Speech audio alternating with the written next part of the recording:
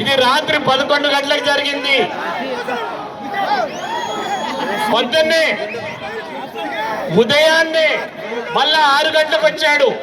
నువ్వేమన్నా తాగేసి కాళ్ళు పట్టుకున్నా అనుకుంటావేమో అని పొద్దున్నే వచ్చి మళ్ళా కాళ్ళు పట్టుకున్నాడు.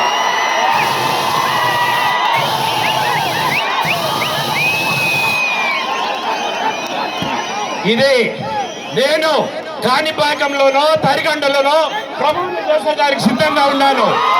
నువ్వు వస్తావా ఛాలెంజ్కి? నువ్వు వస్తావా? నాకు కాళ్ళు పట్టుకునే అలవాటు లేదు. నేను సగౌరవంగా అమర్నాథ్ రెడ్డి కొడుకుని గౌరవంగా